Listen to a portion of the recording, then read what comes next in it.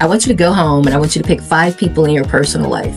And I want you to ask those 5 people your good and your bad, your strengths and your weaknesses, and see if there's overlap. See if there's consistency. See if they see you the way that you see you. I'm Dr. Joey Fawcett, your work positive culture architect, executive coach, and best-selling author. Here to help you do one thing today that creates a positive work culture so you grow people and profits. Let me ask you this. How powerful is the connection between personal well-being and organizational success in your culture? How well do the leaders in your company make lasting changes in the culture by first addressing their own mental and emotional health? My guest on this episode of the Work Positive Podcast recently wrote, Transforming Workplace Culture from the Inside Out. She teaches leaders like you how to detox from personal, mental, and emotional toxins, which leads to healthier relationships, better communication, and a more engaged and motivated workforce. We'll talk about how you can lead with emotional intelligence and resilience. Foster a work culture where well-being and success go hand in hand. Detox negative thought patterns that hold you and your company back, and create a culture of trust, collaboration, and innovation. Ready to transform your work culture from the inside out? Then listen up, lean in, and love your work on this episode of the Work Positive Podcast. Work Positive Nation, help me welcome to the podcast again. Don't you love hearing those words? Nicole L. Turner. Nicole, welcome to the Work Positive Podcast, my friend. Thank you, Dr. Joey, for having me again. It's always an honor and a pleasure to be on your show. Thank you. I was so enthralled with Nicole and her work from the first episode that she and I have stayed in touch, and we've had lots of great conversations about work culture. And she's written a new book. And so I said, Nicole, you've got to come back on and tell us about this new book. So what's the title of your new book? Transforming Workplace Culture from the Inside Out is the title of the new book. From the Inside Out. Tell me what that means. You know, it's the shape of leadership is changing. And when it comes to being a great leader in an organization, you first have to be a great leader within yourself. And in studying workplace culture and organizational behavior, and I started to look at the data and analyze certain pain points as far as workplace culture, toxic workplace culture, and what I saw with employees, non-supervisor employees, and leadership employees is that when they were dealing with their own personal, mental, and emotional toxins in their personal life, it had a direct impact on how they showed up professionally. And so this book focuses on looking at doing a deeper dive into leading self, doing a deeper dive into those personal, mental, and emotional toxins, looking at, emotional intelligence, how you handle conflict and how you communicate and how all that from a personal perspective, and then how that translates into how you show up in the workplace. Wow. So that's what we mean by an inside job, right? Inside job. It's the inside out approach. Yeah. And I know a lot of people are like, oh, that's that touchy feely. But the reality is every human being has to deal with it. We do. We do.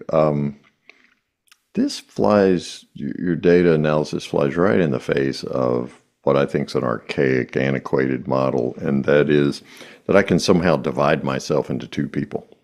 I can be the professional Dr. Joey who shows up in the office and on the podcast and all right, in your workspace.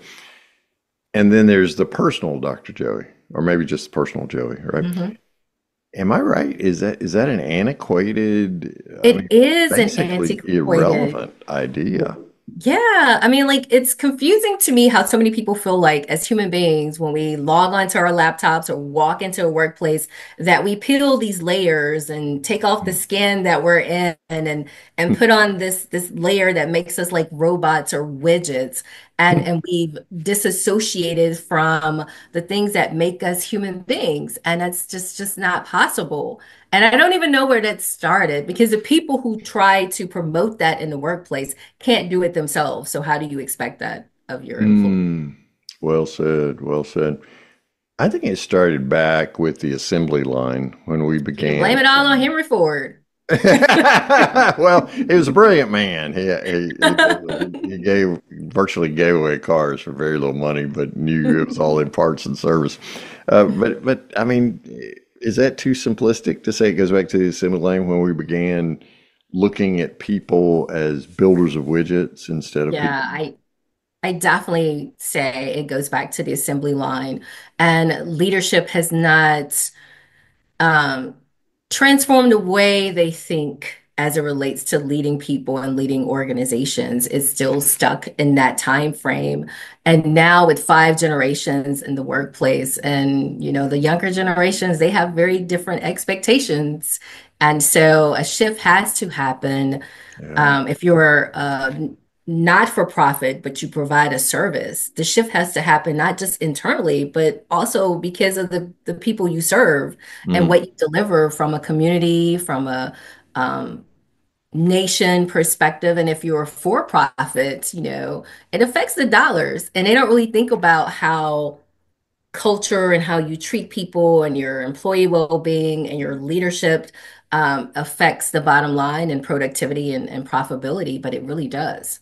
Oh, it goes right to it. You grow people and profits simultaneously is what Yes. happens. And HBR has done so many studies proving that, well, like productivity goes up 30%, operating income 19%. These are averages. Hmm. Revenue growth 28%. And this is year over year when you're Yeah. really focusing on creating a positive work culture, which is why the work you and I do is so very important today because it's Hmm. creating sustainable companies. Yes, profitability, but it's also growing sustainable people. That is, people who want to get up and come to work on Monday as much as they do Yeah. on Yeah. Friday. So we hear a lot of talk about psychological safety and authenticity, empathy, vulnerability, all these things that my friend Josh Friedman loves to talk about as part of emotional intelligence, right? Well, how can we help those leaders, and maybe they're my age, how can we help those leaders transition from, hey, I gotta act like I've always got my stuff together. I gotta, present this veneer, Hmm. right, that it's all right, it's all together. How can we help them transform, because that's what we're talking about here, transforming workplace culture from the inside out, beyond the veneer to be authentic and vulnerable? I think it starts with having conversations with leader. It starts with training leaders on the very things like psychological safety and emotional intelligence and authentic leadership and servant leadership. All of those things come into play. For a lot of leaders, when they go through their trainings, well, first of all, a lot of people who go into leadership positions may not have actually been trained on how to be a leader. And if they What? were trained, they were trained on things like budget and human resources and Mm, if there's an issue, how to address performance issues and conduct issues, but they're not taught about the interpersonal piece and the communications and the emotional intelligence piece and leading self. And I think a shift starts there when we're looking at one, how are you training your leaders? And even how are you coaching your leaders? Because they have needs too, right? And so mm, I think it's important to take care of their needs and better equip them to lead people in the organization. hmm Or if there's any coaching going on at all, Right, we find that to be so true because we do a lot of coaching for culture. And right.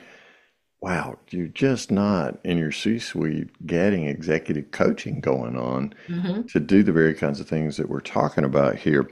So, what are some of the toxins that you discovered that are within that we need to deal with so we can be better leaders? So, for example, in your personal life, I can remember one leader I was interviewing and talking with.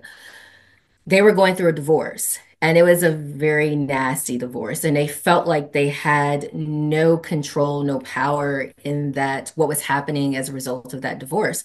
And so Mm, they went into the workplace exerting all that power that they did not have in their personal life. And they were coming across as a dictator and finding that balance with we know even when there's grief, when there's loss, when there's death in our personal lives, whether it's losing a family member, losing a marriage, losing a house that you lived in, Losing yourself. Not enough people are Mm, talking about that. Losing yourself.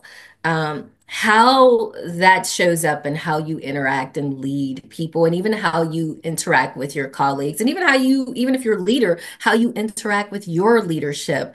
All of that plays a role. And so when I was looking at why some people are showing up as toxic leaders, the reality is they're not bad people at all. right. They just are dealing with so much stuff from a personal perspective. And Mm, they feel like, well, let me do what I can do within my span of control here. mm, And somewhere along the way, there's a disconnect in them seeing that if I give what I want to receive, the outcome is better versus me giving my pain to the people who work for me. mm, And I was like, I know a lot of people don't like the fluff, is what they consider this to be. But the reality is, until people get better at one, identifying what's going on with them from a personal life perspective, mental and emotional well-being perspective, once they identify it, what are they going to do to make it better for themselves so they can also show up better in the workplace and even show up better in their communities and show up better in their personal relationships? Oh, 100%. Because the cross pollination, as we were talking about before, is between this artificial divide between our personal life. So when I'm away from work, I'll be find more meaning, purpose, satisfaction, things like that, just like I will at work. What I hear you describing is the law of physics that there's an opposite but equal reaction. So the loss of control in that particular situation then became an overreaction of exerting too much control in the Absolutely. workplace. How do we help leaders? Let's say I'm an HR leader and Hmm. this very thing you're talking about is going on in the C-suite, right? How do I respectfully create a psychologically safe environment in which we can help that executive become aware? Because what you're describing is a lack of awareness. Hmm. Hmm. And so when it comes to, as an organization, as an HR person, helping that person become aware, one of the things I think are great, and a lot of organizations don't like them, doing those 360 assessments, and don't let the leader pick the person. Because they may pick people who are going to say positive things, Sure. and it's anonymous. So I think you, before I say that, it's always, I used to tell people in the workplace, I want you to go home and I want you to pick five people in your personal life. And I want you to ask those five people your good and your bad, your strengths and your weaknesses, and see if there's overlap. See if there's consistency. See if they see you the way that you see you, Mm, right?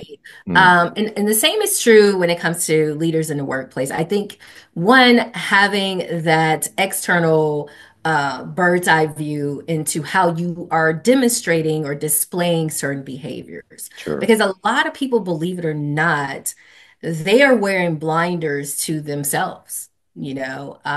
I say it's one Mm, thing when people lie to other people, but it's another thing when people lie to themselves, right? mm, And they have yeah. a difficulty. It's just human nature.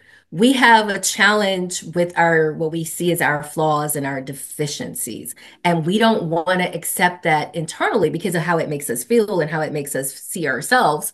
And so it's very difficult for us to be self-aware if we are that type of personality where we Mm. really can't handle the truth, right? But I think we don't become better people, better individuals, better human beings until we do that. So I always say, to give someone insights or to get their brain to even think differently, a 360 within the organization is a place to start.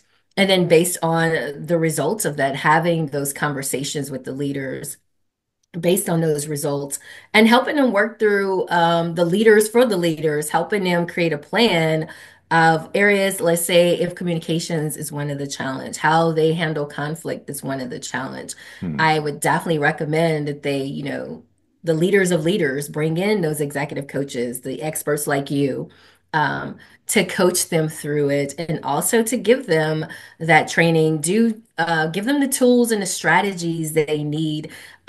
There is no specific tool that an organization can give to an individual that will help them improve their self-awareness per se. But there are tools and strategies you can give to help people do a deeper dive in their thinking about themselves and how they show up in the Yeah. organization.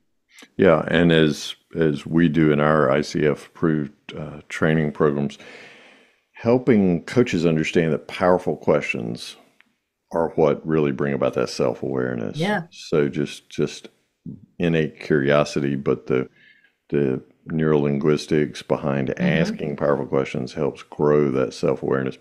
By the way, I'm convinced the first person we lie to is ourselves. Yeah. Because if I can get myself to believe the lie, I might can Yep. get you to believe it. You remind me of my very first episode, and this is the third season of the Work Positive podcast. So the very first episode, the very first season of the Work Positive podcast, I had the privilege of interviewing Gary Ridge, who then was CEO of WD-40. And he talked about, we'll just call him Tom. I don't know what the guy's Mm. real name was. Hopefully Gary didn't use it. And hopefully it wasn't Tom. But Gary's in a meeting with Tom, and this was an executive level meeting. And Tom was obviously having a bad day, shall we say, and doing the very kind of thing that you're talking about, just naysaying and total lack of self awareness of how his behavior was affecting others and his words. So Gary asked to speak to Tom after the meeting, and they were going to go get some coffee off site. And so as, as Gary walked over to I'm sorry, I'm laughing, but this is absolutely hilarious. Gary walked over to the car. He started looking around the car and looking under the car, got down on his hands and knees, looked under the car. And Tom's like, Gary, what are you doing? And he said, I'm looking for my friend Tom, because the guy that was just in that meeting with me, that was not my friend Hmm. Tom. Hmm.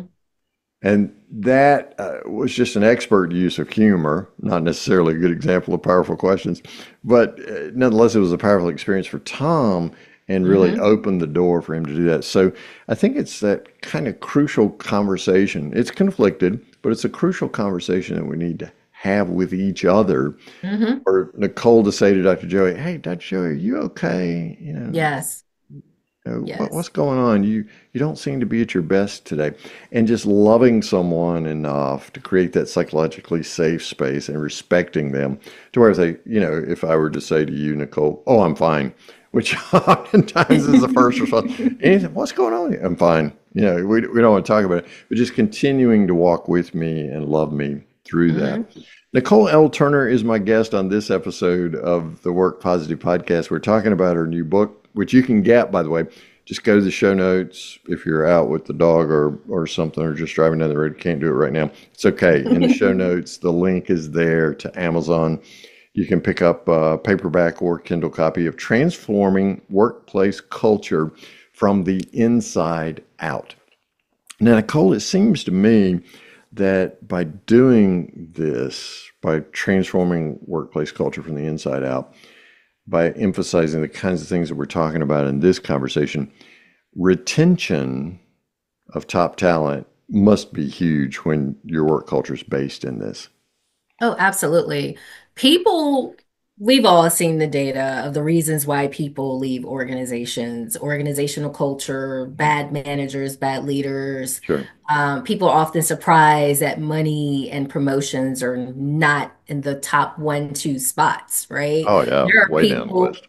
yeah, there are people who will stay in an organization if they have a boss who treats them well, or they have an organization that allows them to show up as their authentic selves and they feel like they're valued and they matter and they can contribute. So how do they get those feelings? Is by having leaders who create that environment for them, to feel psychologically safe, to feel like they can contribute and they matter within the organization. And when you have that, you do have employees who will stay longer. You do have employees on those days, maybe, you work in a budget area and use tight deadlines and we've got to get these numbers right. You have those employees who be like, okay, even though I'm tired, I'm gonna stay because I want it to be Mm. right. I have, that my work ethic is one where I want to make sure my boss is good, the work we do is good. And so, yeah, and also from a reputations perspective, because your employees, as I've said to you, I think I said this to you in the first interview, your employees are your best or worst brand ambassadors. And Yeah. so when you have positions that you need to fill, employees are going to talk to the people that they know, or they're going to post on sites like LinkedIn or social media and do a video like, this is a great place to come work. And my boss is absolutely amazing. And they do that on Glassdoor and Indeed. If you're bad, they're gonna say the bosses, the leadership is bad, Yeah, the don't go work management here there. is bad, the culture is bad. Right. And so having those leaders who one are really good at leading themselves, and then creating that environment where employees can show up as their best selves makes a world of difference. Yeah, it really does. So let's talk about that brand ambassador thing. Let's say the not only is it talent retention, but it's, can I say, talent evangelist, and it makes sense, Yeah, right? They're saying, come work here, and they're talking to their friends, and hey, I'm so sorry your boss sucks, but mine doesn't. Let me tell you about right. mine, right? How Yeah. do I, so let's say we get to that first interview. How do I communicate that we're transforming our culture from the inside out? How do I talk about that in an interview to be authentic and transparent with integrity? Yeah, so how do you talk about that in an interview? You talk about the leadership. Like I always say to people, even though you're asking me how the people conducting the interview Mhm. talk about it, but I always say to people, one of the questions they should always ask in an interview is, what can I expect from you as a leader? What type of leader are you? But on as a person who's giving the information without the question even being asked, you talk about, hey, this is an organization where employee well-being matters to us. Having that work-life balance matters to us. You answer the question without being asked the question, what that person can expect from you as a leader, how you going to show up for them, what they're going to get from you as a leader. Let them know that up front, because nowadays what I've been reading in my research is that the Gen Zs, when they're looking for jobs, are looking for jobs that are in alignment with their personal values. Mhm. And having a boss who cares about you as a person, not just what you can give to the organization, is a personal value for a lot of people, regardless of what generation they're Mhm. in. And if you let that be known up front and don't do the bait and switch, we all know people do the bait and switch, especially if you have those positions that are hard to fill or they've been vacant for a long time and you need to get somebody in here to do the work. Some people may do the bait and switch, but I'm an optimistic person that, the majority of the leaders are not going to do the bait and switch type of thing. By letting Yeah. them know up front what you value as a leader as it relates to your employees and the people you bring into the organization. Yeah. Yeah. So from my side of the table, where I'm the one doing the interviewing, then I want to talk about that. But seems to me it's also helpful to tell stories. Yeah, storytelling. Yes. It's funny. I had never done this training before, but in August, I was speaking at a conference. I had 3 sessions, and one of my sessions was storytelling for leaders. And that was my first time teaching or training or speaking on that topic. But it seemed to resonate the most with the leaders in the room because there was such a line of people waiting to talk to me afterwards.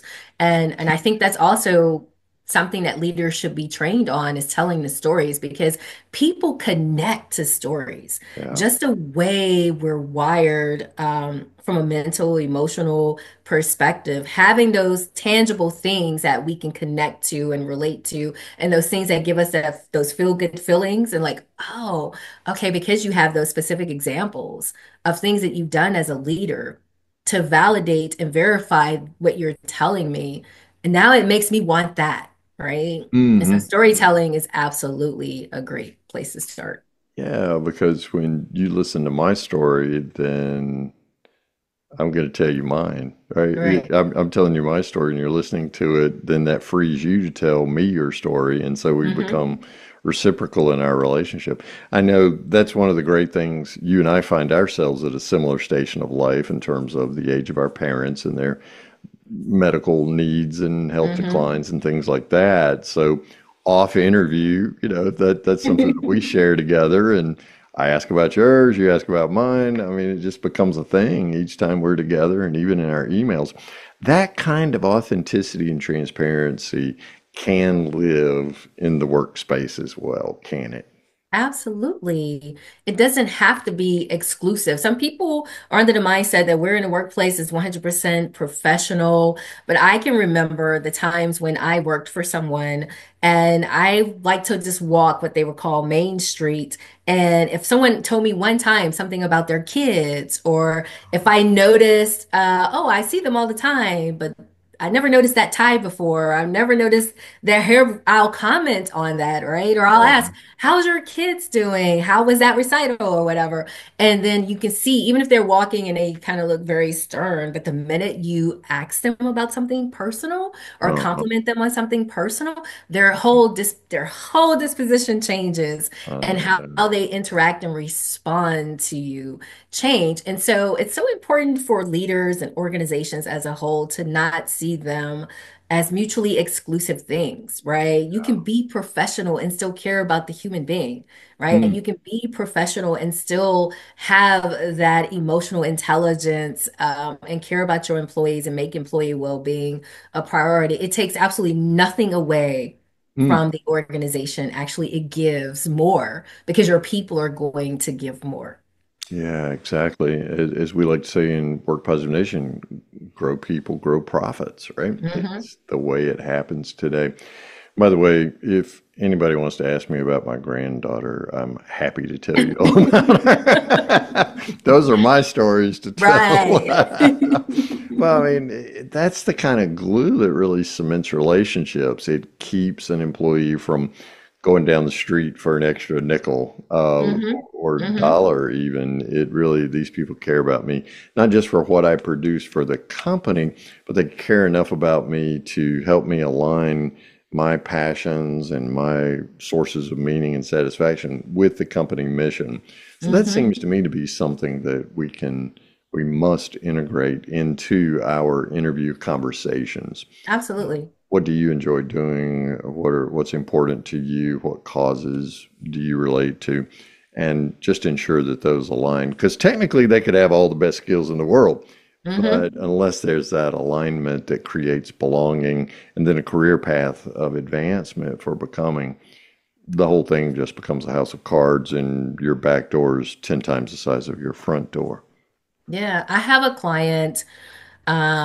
They're a corporate responsibility organization, and for all Hmm. their new employees, I can't remember exactly what they call it, but they have all their new employees do this thing where they tell everyone else in the organization about them. Like they write up, I forgot if how they do it. Yeah. But they share one who they are, what they value, Hmm. um, what they want from their coworkers, what they want from their bosses, how they're going to show up in the organization because they want to because they're a small organization, but they have like the multi-billion dollar corporations who are members. Gotcha. And so they want to create an environment when the employees coming in that they feel valued and psychologically safe and that they get from the organization what matters the most to them and what will enable them to give their best to the organization. And I hate that I can't remember the name, but when they first told me about it, because I was doing a cultural assessment for them, when they first told me about it, I was like, oh my gosh, this is like absolutely amazing. Of course, Uh, large organizations can't do that but the small teams within organizations sure. can do that, right? And I Totally. think having a better understanding of the people who work for you Mm, um, goes a long way. hmm. Really does. What are some of the challenges to transforming our workplace culture from the inside out? Some of the challenges is mindset.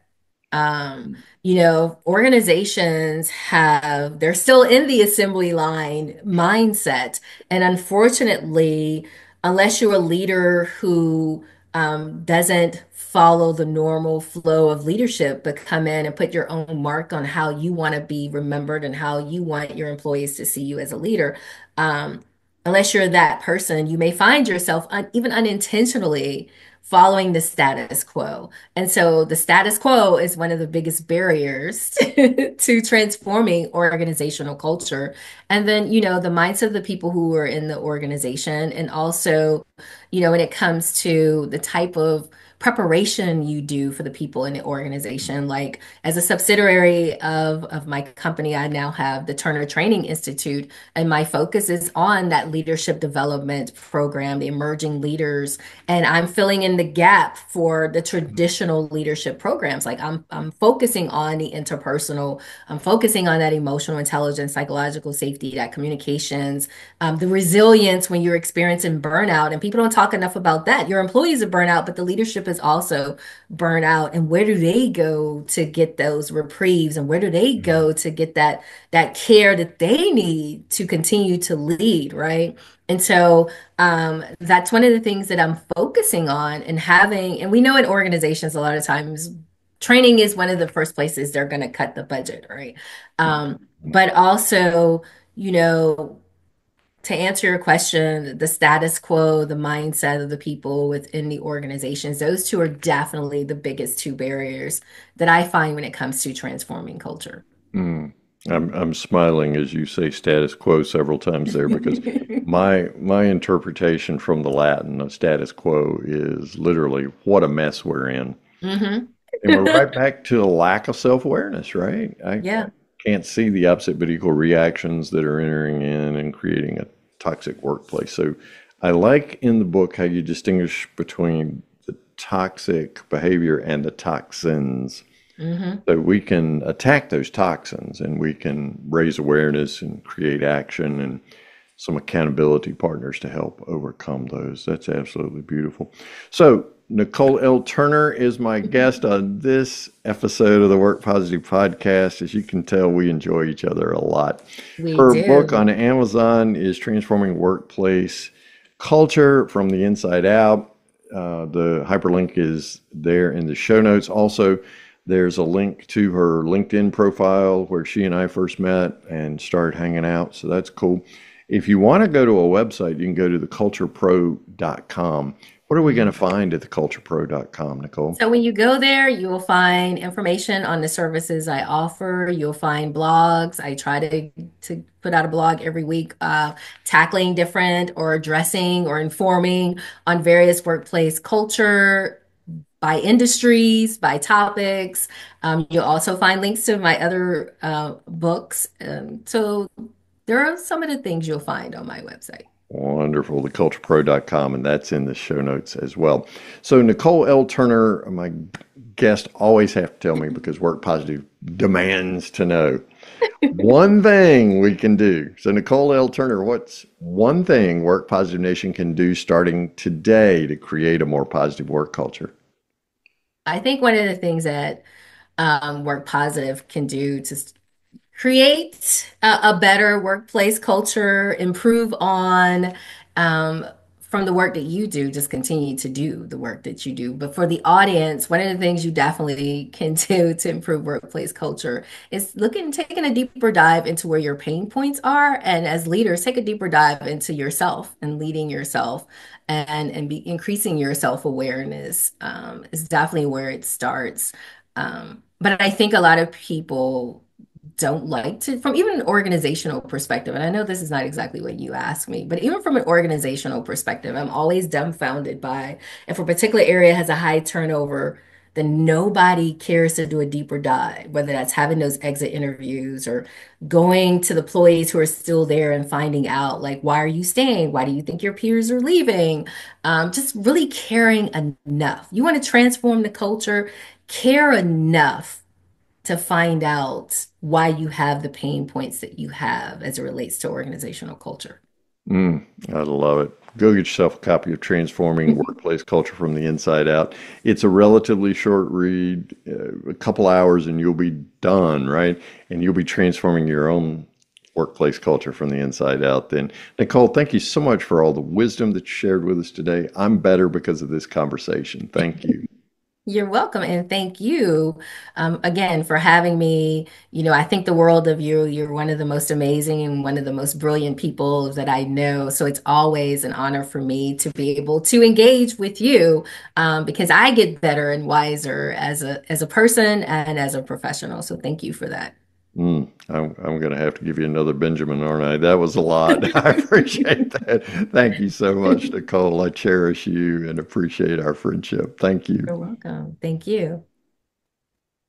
Thank you for listening to this episode of the Work Positive Podcast. Please share this podcast with your friends who are HR and small business leaders so they can do one thing today to create a positive work culture that increases productivity and profits. I'd like to give you a free Work Positive course just for listening.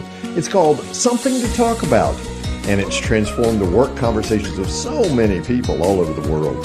Get your free copy when you go to workpositive.today/something to talk about, and you can start transforming your conversations today.